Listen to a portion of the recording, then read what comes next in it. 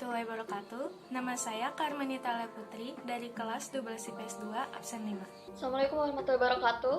Nama saya Fatimah Skarkinasih, absen 7 dari kelas 12 IPS 2 SMAN 53 Jakarta. Perkenalkan, nama saya Alicia Clarissa, nomor absen 13. Nama saya Miral Alexandra Kepi, nomor absen 16.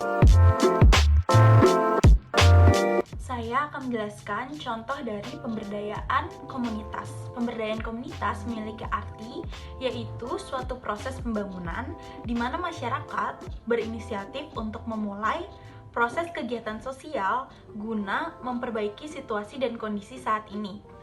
Pemberdayaan komunitas dapat terjalin apabila ada partisipasi antar individu dalam masyarakat. Contoh pemberdayaan komunitas yang pertama adalah Karang Taruna. Karang Taruna adalah organisasi kepemudaan Indonesia yang tumbuh atas dasar kesadaran dan rasa tanggung jawab sosial. Contoh yang kedua adalah penyuluhan. Penyuluhan adalah perubahan perilaku manusia melalui pendekatan edukatif secara sistematik, terencana, dan terarah untuk memecahkan masalah. Yang ketiga adalah gotong royong. Gotong royong adalah bekerja sama untuk menciptakan hasil yang diinginkan. Yang pertama yaitu kurangnya hubungan dengan masyarakat luar.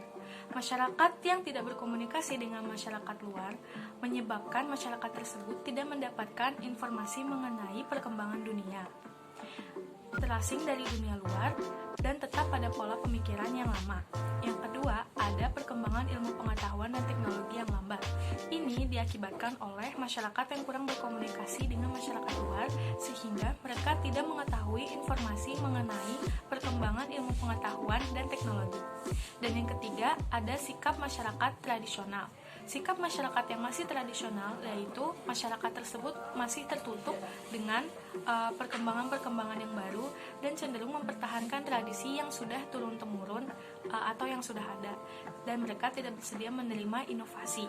Dan yang keempat, ada prasangka terhadap hal-hal asing. Ini disebabkan oleh trauma dengan pengalaman pahit pada masa penjajahan, sehingga semua unsur baru yang berasal dari bangsa barat selalu dicurigai. Dan yang kelima, ada rasa tidak percaya diri, yaitu tidak yakin dengan kemampuan yang ia miliki, sehingga sulit menggali dan memunculkan potensi yang ada pada diri.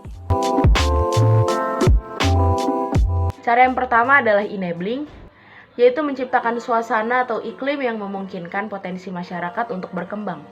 Titik tolaknya adalah pengenalan bahwa setiap manusia, setiap masyarakat memiliki potensi yang dapat dikembangkan. Yang kedua ada empowering, yaitu meningkatkan kapasitas dengan memperkuat potensi atau daya yang dimiliki oleh masyarakat.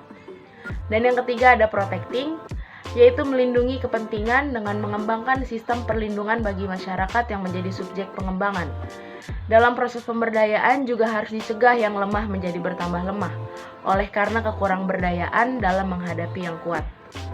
Melindungi dalam hal ini dilihat sebagai upaya untuk mencegah terjadi persaingan yang tidak seimbang, serta eksploitasi yang kuat atas yang lemah. Manfaat pemberdayaan komunitas yang pertama adalah meningkatkan kemampuan individu. Hal ini biasanya terjadi pada komunitas modern. Ketika seseorang bergabung dengan suatu komunitas, pasti ada hal baru yang akan dipelajarinya. Jadi tidak hanya mempelajari, kemampuan tersebut juga akan terasa, sehingga bukan tidak mungkin kalau individu tersebut menjadi seorang ahli dalam bidangnya. Bahkan, seseorang yang pada awalnya tidak dapat melakukan apa-apa, bisa menemukan bakat terpendamnya dengan bergabung ke dalam suatu komunitas. Komunitas yang sudah berkembang mendorong anggotanya menjadi individu yang kreatif.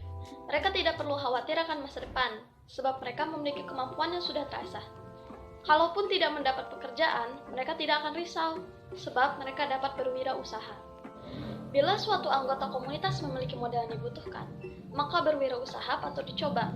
Kemampuan yang terlatih sejak bergabung dengan komunitas dapat menjadi dasar suatu usaha. Hal ini sekaligus mengurangi pengangguran.